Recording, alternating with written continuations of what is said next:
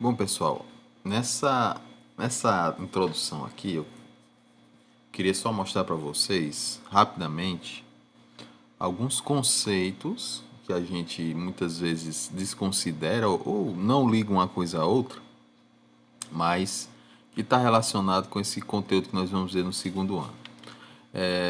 O material que eu deixei em PDF no grupo de vocês e depois eu vou colocar na plataforma também, vocês podem dar uma olhada nesses conteúdos que a gente tem previsto aí para o nosso ano letivo de 2021, tá bom?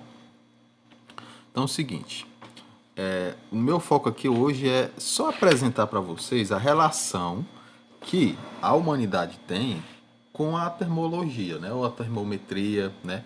Ou a calorimetria, ou então quando a gente vai ver lá na frente a questão da termodinâmica em si.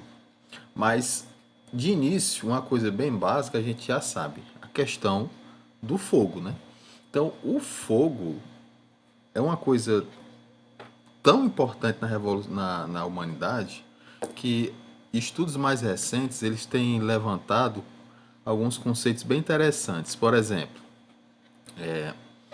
alguns pesquisadores na parte mais da biologia eles vieram analisando o conceito da energia em questão do alimento para várias espécies do nosso planeta, né?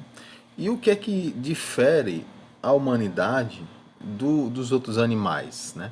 O que é que aconteceu para que a humanidade ela conseguisse evoluir e ser a espécie mais inteligente? Qual foi a probabilidade, qual foi a possibilidade que isso pode ter ocorrido? E uma delas foi o cozimento dos alimentos, né? Ou seja, quando o ser humano ou qualquer outra espécie, ou a espécie que vinha antes do ser humano, se alimentava, boa parte da sua energia ela era perdida para fazer a digestão do alimento, né? Ou seja, para combater as bactérias e por aí vai. A partir do momento que a humanidade começou a assar, a cozinhar, a aquecer seu alimento, ela começou a diminuir a sua energia para fazer a digestão e essa energia ela pode ser usada mais para o processo, digamos assim, da região cerebral do homem. Ou seja, a criação a descoberta e a manipulação do fogo para a ingestão de alimentos, ele ajudou a evolução humana, né? Ou seja, tem umas pesquisas bem interessantes aí. Eu vou deixar alguns links aí para quem quiser tiver curiosidade de dar uma olhada a respeito disso, certo? Agora, lógico, com o passar dos anos, isso foi aumentando ainda. Ou seja, com a manipulação do fogo, a humanidade ela começou também a utilizá-lo para fazer fundições. E o primeiro disso foi a do cobre, né? O ouro e a prata também. Nessa idade aí, ó, que era de 3.300 a 1.200 antes de Cristo, ou seja, já temos algumas materiais arqueológicos, temos algumas hieroglifos egípcios também que mostram esse processo de fundição de de fogo. Quando a gente fala fundição, a gente está falando de você aquecer materiais acima de 100 graus Celsius, né? Ou seja, uma temperatura bem mais elevada para você derreter, ou seja, para que esse material saia do estado sólido, vá para o estado líquido e você consiga formatar ele da forma como você acha mais prático, né?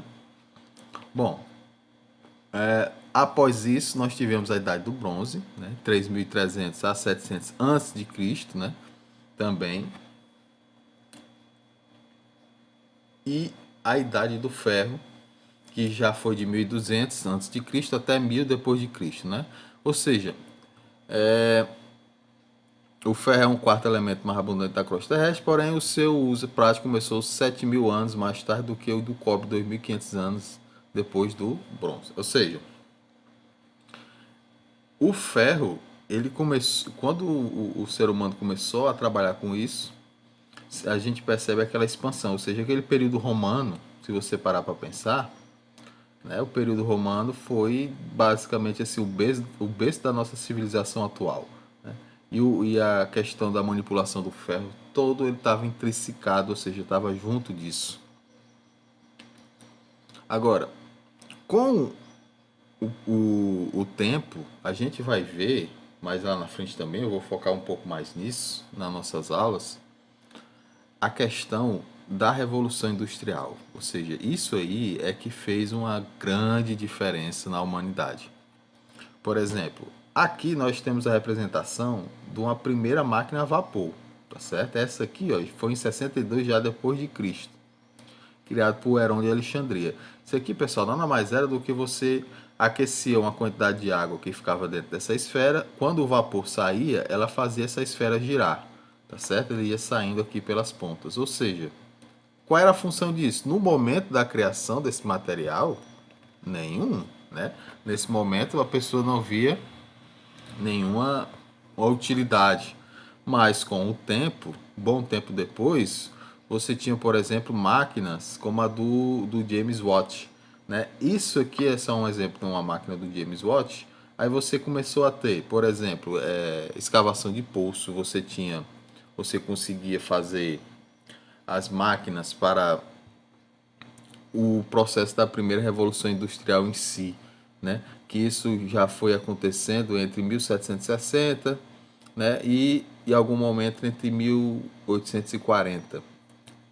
Isso aí foi de grande importância, porque você teve, como vocês viram ou verão na história, a parte da termologia, ou digamos assim, da termodinâmica mesmo, ela começou a ser aplicada nesse período em forma de máquinas e fez o êxito rural, fez toda a revolução industrial, fez a produção em grande escala de materiais. Ou seja, você tem toda uma sociedade econômica mudada a partir de conceitos científicos, de conceitos da física termodinâmica. Ou seja, é a física mudando completamente o parâmetro da humanidade. Inclusive, por exemplo, quando você tem a Revolução Industrial, você vai ter o decaimento dos impérios, e isso proporciona, por exemplo, a Primeira Guerra Mundial, e consequentemente vai produzir uma Segunda Guerra Mundial. Ou seja, perceba que a humanidade, quando ela foi evoluindo no seu conhecimento, ela vai mudando o seu mapa geopolítico também.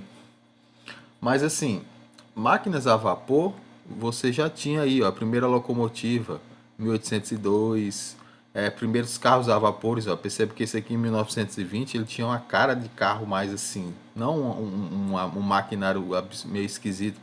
No caso esse aqui é uma locomotiva, mas carros com aparência já como nós conhecemos hoje. Aqui é só para tomar como exemplo que nós temos aqui no Ceará, por exemplo, isso aqui fica em Baturité, uma Maria Fumaça, como a gente chama aqui, né? E ela chegou nesse período aqui, tempo que nessa região da Serra do Baturité você tinha muito produção de café. Então a forma de você escoar os grãos era através da Maria Fumaça, isso em 1870, né? Ou seja, a revolução, a forma como na nossa região aqui chegou nesse período aí, tá bom? Eu tinha deixado uns exercícios para vocês, só para fazer algumas perguntas bem simples mesmo. Né? Próxima aula, eu pretendo continuar essa introdução, mas focando mais na parte do conteúdo mesmo. Mas aqui era só para a gente ter um início dessas resoluções. Então, só deixando aqui gravado em vídeo, qual é a resolução dessas questões, tá bom?